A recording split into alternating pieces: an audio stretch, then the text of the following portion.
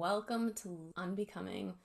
I'm so excited. I feel so much power. I feel the transmission that's coming through, the messages that I've channeled and downloaded have just been so amazing and so profound. And so let's dive in. Let's get started.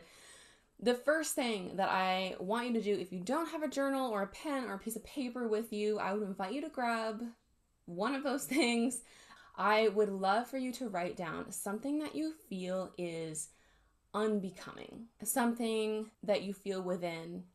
And I want you to think about this both literally based on the definition of unbecoming and how this lexicode is going to be delivered. And so what I mean by that is the definition of unbecoming means something that is not flattering or not fitting or not appropriate. And so you often hear phrases such as, that dress is really unbecoming, or that attitude is really unbecoming of you. So what is something that you feel is not flattering or is not fitting or appropriate for you anymore? And throughout this lexicode, I'm going to be using that definition to guide you through identifying those things that you no longer find flattering or that no longer find appropriate, and moving you through finding what is appropriate, finding what is flattering to you now. And so what do you feel no longer fits you, and why? If you know why. Sometimes we don't. Sometimes we just feel something is no longer flattering or fitting for us, and maybe there's not really an explanation for it, and that's okay. If you don't have a why, totally fine. You have been programmed, same as I've been programmed, since the moment you were born to become the person you are today. Every single lesson, every single moment of your life has brought you to this point. And if you're here with me in this Lux Code, probably something is no longer fitting and you're ready to unbecome that person you've been programmed to be, so that you can step into the person you feel in your soul. And so we've been programmed to behave a certain way, think a certain way, live a certain way. And this has been done by parents, siblings, aunts, uncles, cousins, family members, teachers, coaches, friends, bosses, coworkers, every single person in your circle, every single person that you have ever come in contact with has influenced your life in some way, maybe without you even recognizing. But all of these people have shaped you to who you are right now in this moment. And I don't say this to place blame, and I don't want you to place blame either. This is the way the world works. And we know that the people we spend the most time with impact and influence us the most, just as we influence them. Right? We're not innocent in all of this as much as we like to think so. We influence the people around us just as much as they influence us. And of course, when you're a child, when you're an infant, you need guidance, right? You can't take care of yourself. You need someone to guide you through life. And so anybody who has guided you is just doing what they were taught. But now we are living in a world that's unbecoming. It's not flattering. It doesn't fit anymore. And the guidance that we received as children, the guidance that has been passed down through generations, no longer fits. That guidance does not fit this world. And so we're seeing this expansion and this evolution, this consciousness that hasn't been a part of our world in a really, really long time. And it's really beautiful and really scary. This process of unbecoming is a really scary process, and your ego is going to come up a lot throughout this process of unlearning and relearning and of creating this conscious life, and individually and collectively, and it's a lot. And so if you're feeling overwhelmed, take a big deep breath in, let it out, because we're going to get through this together. And even the tiniest of steps is a step. So don't discredit any move that you make, because every single move you make is important. But all of that programming that you received and that you hold onto inside of your energetic vibration no longer aligns. It's no longer fitting. It's no longer appropriate. It's unbecoming. Now, our world, collectively and individually, is unbecoming. It's not flattering. It's not appropriate. There have been a lot of movements in the past few years. A lot of things come up to the surface that we now can look at and understand and see from different viewpoints as things that we no longer want to be aligned with. There are parts of this world, parts of society that a lot of us did not recognize, that we didn't understand, or, we were uneducated about. And a lot of that is coming to the surface now. And so collectively, our world is unbecoming, and it's unraveling and re-raveling. I don't even know if that's a word, but it's now, shedding all of these things that no longer fit this new age that we're moving into, and rebirthing into something really powerful and that will be really beautiful on the other side of this unbecoming, on the other side of this shedding. The shedding is the hard part. Our world no longer fits the energetic vibration that we're moving into. And so now we're working on unbecoming who we are and who we were told to be, who we've been programmed to be, so that we can step into who we are in our soul, so that we can tap into these intuitive gifts that we were born with, so that we can just be ourselves and just be. We've been programmed to follow the mold, to follow the rules of society, to push away our intuition and the whispers of our soul, to just completely ignore those. We've been told that we have weaknesses, that time is real, that we live to work for others and pay taxes and die. We're taught that coping mechanisms such as perfectionism and overachieving or overworking are normal, and that if you are not these things, something is wrong with you.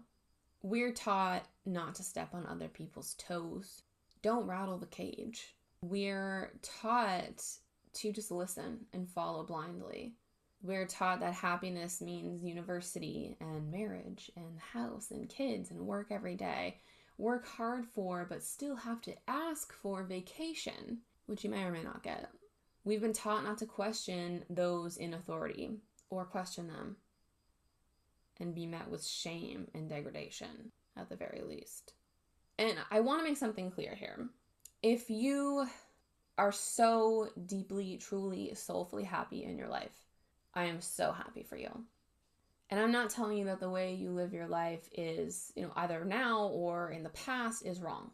What I'm saying is that if anything I just said, anything I just listed resonates with you, if you feel like there is more, if you're tired of listening to the opinions of others and following blindly, if you're tired of living that way, if you're tired of pushing away your soul's calling, if you continuously feel this stirring, this energy that maybe you can't quite place, maybe you can't name it, maybe you haven't identified it as your soul's calling or your intuition speaking to you, but if you feel it, then this is for you.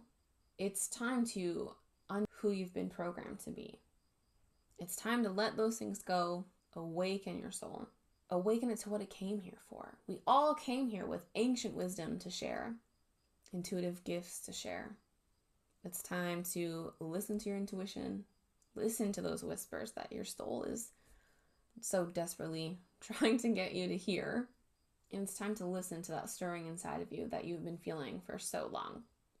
And the way to do that is to step into and stand in your personal power.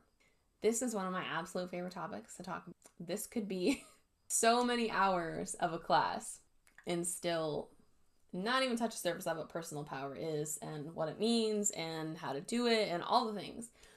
But I'm going to pack in as much as I can. So personal power is something that we hear talked about quite often lately, particularly if you follow more spiritual or conscious creators of the world. Personal power it's becoming more and more of a hot topic. And it's something that we are moving into, especially as our world shifts and knocks us to our feet all the time. But what does that mean? Like, what is personal power? We tend to have this sort of negative viewpoint of power. And if I ask you what power means to you, you'll probably liken it to something like control. Personal power is not control.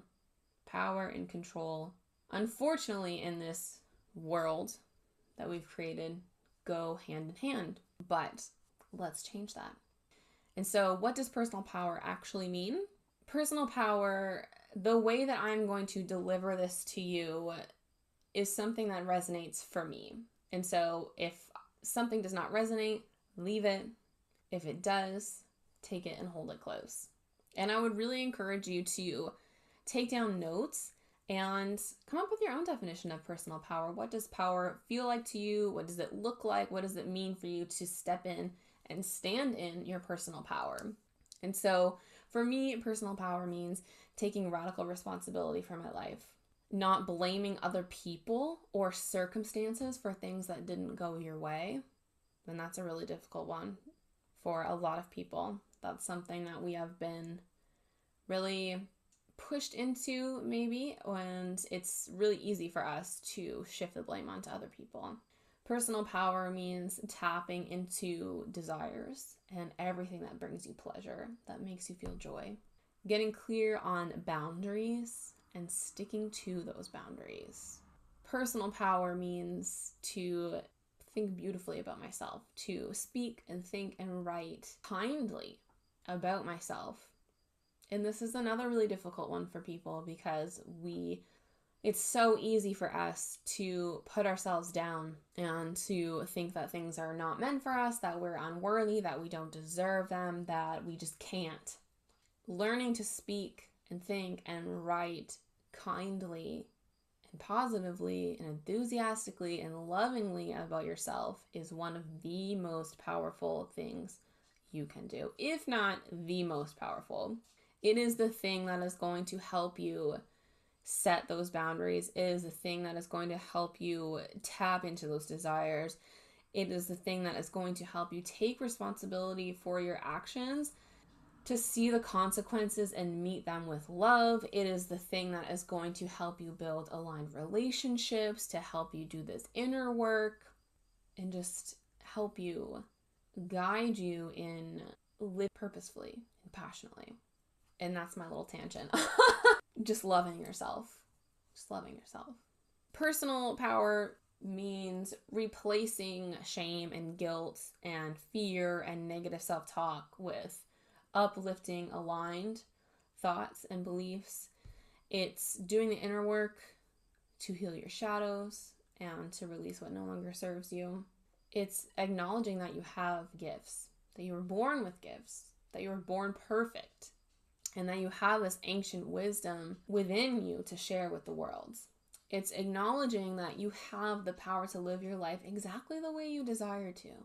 And it's acknowledging that you are a powerful being in the world. If we were all in a room together and I asked you, do you feel powerful in this world? Would you raise your hand? Personal power means acknowledging that you are a powerful being in the world. You are, and you hold more power than you think. A power that you were born with. That fire that's stirring in you is the power that you came here to share, is the power of your being. Stepping into your personal power means living for yourself and your calling. It means letting go of what you find unbecoming about yourself, but also recognizing why you find it unbecoming. Is this something that you find unbecoming because you've been told it's unbecoming? Or is it unbecoming because it doesn't fit this version of yourself that you're stepping into? We've really got to dive deep when we start talking about shedding these layers of things that are unbecoming of us. A lot of who we truly are has been pushed aside, has been pushed down. And so when we say things like, I'm not intuitive, every single person in this world is intuitive. So we'll just get that off the table right now. But we've been conditioned to believe that we're not. And so if you say to yourself, I'm not intuitive, I don't have such and such of intuitive gift, and there are so many intuitive gifts, do you not have that intuitive gift because you truly don't? Because that doesn't fit with the version of yourself you're stepping into? Or have you been told that you're not intuitive? And when I say told, I don't mean necessarily directly told by someone, you are not intuitive, you do not have, a claircognizant gift or a clairaudient gift. Those things aren't real, you don't have it. Not necessarily told in that way, but told indirectly in society. And I'll give you an example. When I was a child, I used to dream. I used to dream things, and then when I woke up, they would be true. Or I used to dream about things that happened in the past, and then when I asked someone about them, I was met with shock, weird looks, weird comments. Enough times that I stopped sharing what I was seeing, because subconsciously I learned that it was weird. That it was weird for someone to see things when they dream or to wake up and know things. So really, when you're working through these things and working through what personal power means to you and what it looks like and what it feels like, I really want you to pay attention to where those stories came from. Because if they didn't come from you, from your soul, from your guides, from God, source, divine, angels, whatever term you resonate with, if it didn't come from within, it's not yours. So now, I want to talk about how to know you're in your personal power, but before I do that, let's talk about how to know you are not standing in your personal power. You are not in your personal power if you compare yourself to other people, if you ignore what you want and instead give into the opinions and the thoughts, beliefs of other people. If you allow other people to tell you what they think and believe, and then you take it to heart. And that doesn't mean that you shouldn't get other people's opinions and, hear other people's thoughts. But if you take it to heart and you use that instead of moving into the thing that you actually want, that is when it becomes a problem. When you use other people's opinions as, well, this person said this, so I'm not going to chase this dream. If you look for answers outside of yourself, you are not standing in your personal power. If you don't take responsibility for your actions, if you blame other people or the circumstances around you for things that have happened either now or in the past, if you allow other people to influence your decisions, if you feel guilty for wanting more, you are not standing in your personal power. And I do want to talk about, I'm going to go off on a little tangent here about guilt, because guilt is something that we all feel. And when we're working on ourselves and following our heart and tapping into our desires and what we truly want, we're met with a lot of comments that make us feel guilty for wanting more. We're taught that if you're happy, if you have the job that you love, if you have a family you love, if you have your dream home, if you have a roof over your head and food on the table, if you have what you need, that's enough. And it is enough. But that doesn't mean that you can't want more. And that is what luxury is having more than what you need. And if you want more than what you need, there's nothing to be ashamed about. There's no reason for you to feel guilty, but guilt is a common manipulation tool. And it's a tool that a lot of people have in their tool belts. And so you've probably said things to yourself. These are things that I've said to myself. I feel guilty outshining other people.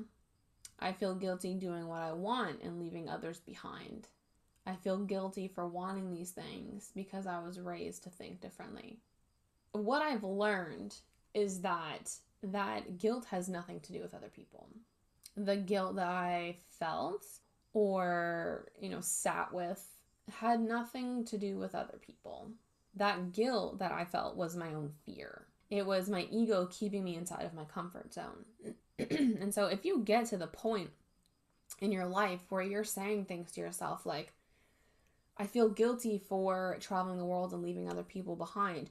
What if something happens to some of my family members? What if something happens to someone I love and I'm not there? I heard that one a lot. Felt that one a lot.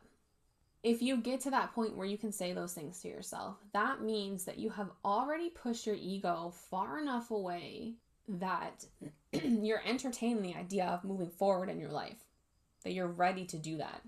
So you've already moved from being where you are to ready for the next thing. And so when you get from that point to this new point, your ego is going to push back even harder and make you feel this fear that will be disguised as guilt, on top of the fear that is disguised as guilt from other people. And so guilt is the destroyer of dreams. It really is. I used to feel really guilty about wanting different things from life. But what was stronger than any of the guilt I felt was the unhappiness I felt. The lack of energy, the lack of motivation, the lack of inspiration, the lack of power. The lack of power in my own life outweighed any of the guilt that I felt. Nobody can make you feel guilty without your permission. The guilt you feel is fear, and it doesn't have anything to do with other people, but it is yours. It's yours to work through. And you've got to move through that guilt to feel that joy, to feel that happiness, to feel that energy and the motivation and the inspiration and the power. And if this is you, if you are in this space of guilt, I can tell you that the other side is worth it. The other side is worth it. So, essentially, if any of these things that I listed, resonate with you, you are not the main character of your life. You are the secondary character, or even a background character of your own life and the lives of those around you. Because here's the thing. If you allow the thoughts and the feelings and the opinions and the beliefs and the patterns and the experiences of other people dictate how you live your life, you are putting them ahead of you, which makes you the secondary character at the very minimum, at the very maximum. I'm not sure. It also makes you a background character in that person's life. And to some extent, you should be a secondary character in other people's lives, right? The point is not for you to be the main character in someone else's life, but the more times you listen to someone's opinion and you take it to heart and you follow that opinion, even though it doesn't align with you, it doesn't resonate with you, you allow that person to push you even further back in their movie and even further back in your own. The biggest part of stepping into and standing in your personal power is recognizing what is yours and what is not. And let me give you an example. It is so easy for us, and we've been programmed to take on the problems of other people. When we see someone who is working through something, we're taught to help them. And if that person is asking for help, that's fine. But there is a fine line between helping and guiding that person through that situation, through that experience, and taking it on yourself. And if you are an empath, this is especially hard for you. We're programmed to put other people before ourselves, to take away people's problems. Then we make ourselves think that that problem is ours. And it's comforting for us to do that. And it's easy for us to think of that problem as ours and that it belongs to us. Because if we believe that it's ours, then we make ourselves believe that we have some control over it. In this world, in this 3D world, we have the desire to control everything around us. Some things we want to control because we want the praise, the validation, we want all the things, we want to be happy, we want to share it with others. But some things we want to control because we want to feel some power in an otherwise powerless situation. And so we take on other people's problems and we disguise it as power. But it's not. This false sense of control, this false sense of power is what makes us get into other people's business, which isn't our place to begin with. It's what fuels drama. It's what makes us take on responsibility for the words and the actions of others. But here's the thing, and this was something that when I recognized it, the shift, the moment that I downloaded this one line, the shift that I felt just blew my mind. The realization was super powerful. When you take on the problems of other people, you are not powerless in that problem because you're powerless. You're powerless in that problem because it's not yours. You are not powerless in that problem because you're powerless. You're powerless in that problem because it's not yours. You are not responsible for the words and the actions of other people. Being able to discern what is yours and what is not is so, so important when stepping into and standing in your personal power, especially if you're an empath. So if this is what it means and what it looks like to not be in your personal power, what does it look like to be in your personal power? Your personal power comes from within. It comes from your heart, comes from your intuition. It comes from you. It comes from that stirring feeling that you feel inside, that no matter how hard you try, you just can't seem to quiet it. That feeling that you have, this stirring that won't quiet, that fire in your stomach, that's your inner goddess. And I know that my inner goddess, and I'm sure the same can be said for yours, she was done with making appearances every so often. Every once in a while, when I would do something I really loved, follow that one tiny little piece of intuitive download, when I felt that fire, she would make an appearance. But then I would take a step back and go back to a place where there was no fire. And she was done with making appearances every so often. And I bet yours is too. She's ready to be powerful, to be free. And so if you're ready to let her be free, some ways that we know that we're stepping into our personal power are we stop caring what other people think. You're able to recognize your triggers and meet them with love. You leap. You follow your intuition, even when it doesn't make sense, especially when it doesn't make sense. You receive this intuitive hit, this intuitive download, and you go for it. You feel joy more than anything else. Because being in your personal power doesn't mean that you don't experience anger or sadness or guilt or shame or judgment or fear. But more often than not, it's joy that you're feeling. You also feel that energy, that stirring inside of you. It's moving. It's no longer in your stomach. It's moving up and out. And you just feel radiant. Your aura is expanding. And energy is just constantly flowing. We're very easily influenced by other people's thoughts and opinions. But the reality is that their thoughts and opinions are just that. Theirs. They're not yours, and their thoughts and opinions really have nothing to do with you, right? So when you start to follow your dreams and you start to do what sets your soul on fire without worrying about what other people are thinking or believing about you, when you set boundaries and said, thank you for your opinion, but I will be doing this anyway, you've taken back your personal power. When you feel lighter and brighter, when you feel that stagnant energy that was once stuck inside, that was once weighing you down, when you feel it shifting and moving and expanding, when you feel it moving up and out, when you feel it making space for new, lighter, more creative, inspired energy, all of that energy that brings you joy, you've taken back your personal power. When you're able to recognize your triggers without second guessing yourself, when you're able to recognize the things that keep you small and you meet them with love and you see them and say, ego, I know that you're trying to keep me safe, but this is what I want. This is safe for us to do. This is safe for us to move through.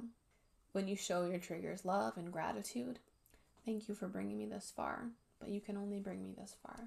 Thank you for keeping me safe until this moment. And you can let them know, those triggers know, that they are no longer needed. And that this new path, not even a new path, the path that has always been there for you, but this journey is meant for you. And you're going to listen to that yearning in your soul. You've taken back your personal power. When you make decisions and commitments without thinking about it, without even taking a second thought, when you trust your intuition and you trust your heart, and you know that your guides, angels, God, spirit, source, divine, whatever term you resonate with, when you know that they have your back and you fully lean into that and you trust them, when you don't know where that leap is going to lead you, but you do it anyway, and you trust that it's happening for you, you've taken back your personal power. When you feel more joy than ever, when you make decisions and you do things that make you happy without thinking or worrying what other people think, the weight of external opinions is gone. You're able to look at them and say, thank you, but no thanks. When you have nothing but joy within, mostly. Because you do still experience anger and sadness and fear and judgment and all of those things. But when the majority of what you feel all the time is joy, you've taken back your personal power. Your personal power brings you to your truest self. It makes you feel like your truest self. And it guides you in tapping into pleasure and creating the life that you desire. Because those desires, the things that you desire in this lifetime, those things are your truest self. And it's okay to want them. Now, I want to talk about a couple of things to help you stand in your personal power. Some ways for you to start taking action and start taking your power back. And when I say taking your power back, I mean taking your power back from society, from external thoughts and opinions and beliefs, and taking it back from the version of yourself that you no longer align with. That's really where you need to take it back from. Is this version of yourself that doesn't resonate anymore, that is unbecoming, that is not flattering.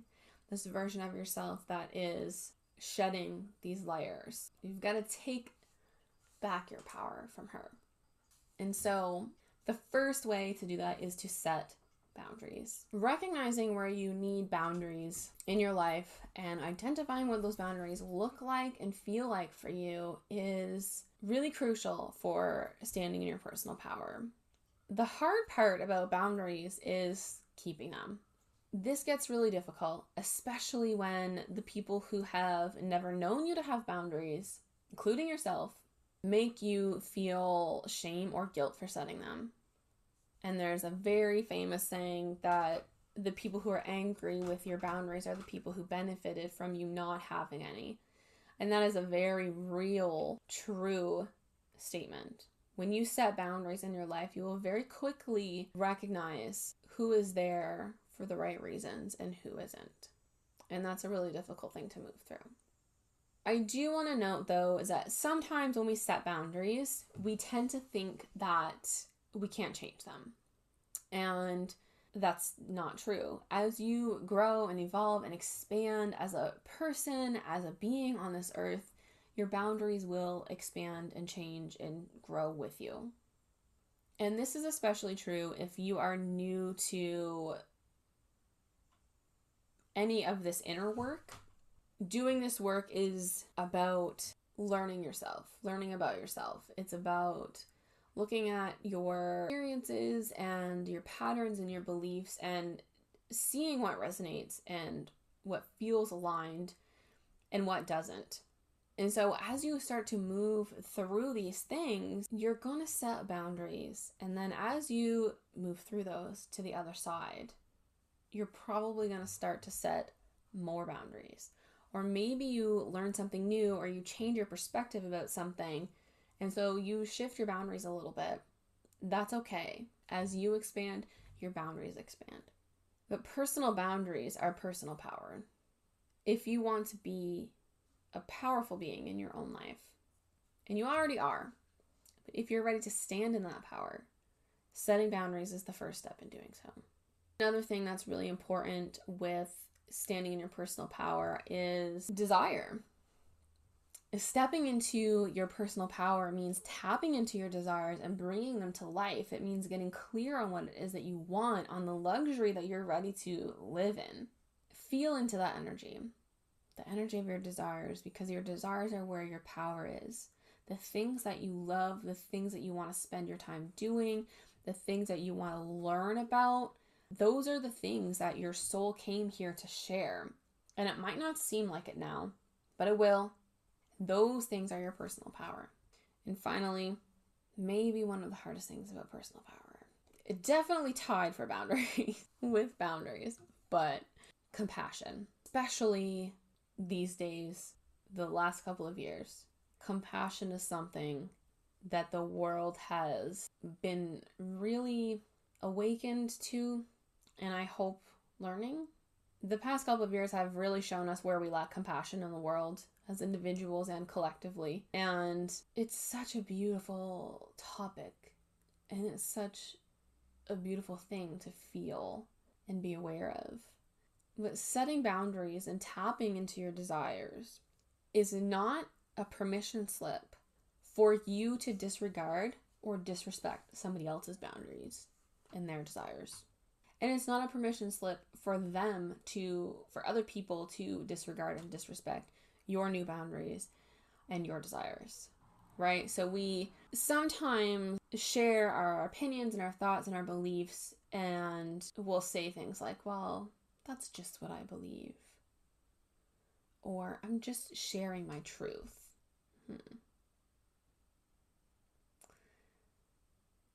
And my personal favorite, I'm just being my authentic self. Ask yourself, does your authentic self show compassion for yourself and other people? And is that what you're doing right now? Is that what your actions and your words show? Does your truth include compassion? And is that how you're showing up? Some people are very content where they are. And there are a lot of people in the world, even though we've seen this growth of people diving into spirituality and doing the inner work, the shadow work, the healing. And we've seen this massive expansion of people wanting to learn and grow and expand their aura and become light leaders of the world. There are still a lot of people who have not yet been brought to this place or carried themselves to this place. And I think we've seen a lot of that in the last couple of years, where we see a lot of people who don't show compassion. We see a lot of people living out of fear and from a place of lack, scarcity. And you can't make someone believe the same things you believe. You can't make someone understand your boundaries or understand your desires, and it's not your job to. You are the conscious creator of your own life, and they are the conscious creator of theirs. And so as much as you might want to, as much as you think you're helping, you're probably not. And so instead, showing compassion for that person, whether it's someone you know or someone you don't, whether it's an old past version of yourself, compassion. Some people are going to give you shit for living your life the way that you do. Take it with compassion. You don't owe anybody an explanation. You're not responsible for their thoughts and opinions and beliefs, but you are responsible for how you respond. Compassion. When you are standing in your personal power, that does not mean that you're powerful in other people's lives. It means you're powerful in your own. The unbecoming of the world is understanding that we all hold power, individually and as a collective. Every single one of us holds power, and every single one of us has the power to change our own lives. And by doing so, you might inspire someone to change theirs. And that's beautiful, and that's so great. But standing in your personal power does not mean that you have power in other people's lives. We've let the power of a few influence how the world works. And that is changing now. We're learning how to work together, how to heal together, grow together. And that is done by first healing and growing on your own. A powerful collective is made up of powerful individuals. Not individuals who blame others for their circumstances. Not individuals who give in to fear and hate, shame and guilt. Not individuals who haven't done the healing and the shadow work that needs to be done. A powerful collective is made up of powerful individuals. To have people standing in their power and sharing their gifts with the world, that is the luxury of the world we are creating. That is the luxury of the world we are creating. And so in this process of unbecoming who you've been programmed to be, to step into the person your soul knows who you are, your soul knows you are, you will be met with bumps and potholes on the road, compassion. You'll be met with questions of why, desire, and you'll be met with fear, shame, judgment, guilt, boundaries.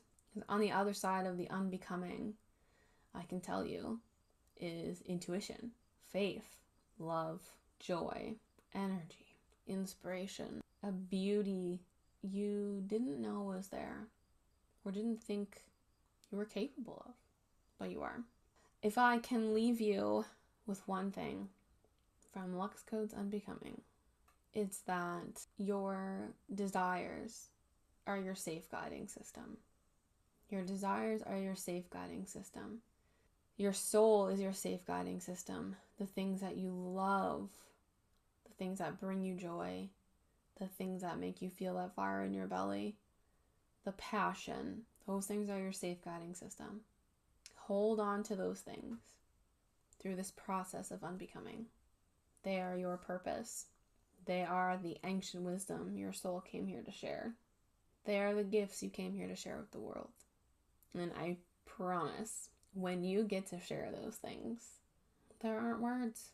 There really aren't words for the feeling of doing that, of doing so. I hope that you have received so many downloads. I hope that you feel more powerful than ever. I hope that you feel so ready to stand in that power, because you are a powerful human being and you deserve everything that you desire.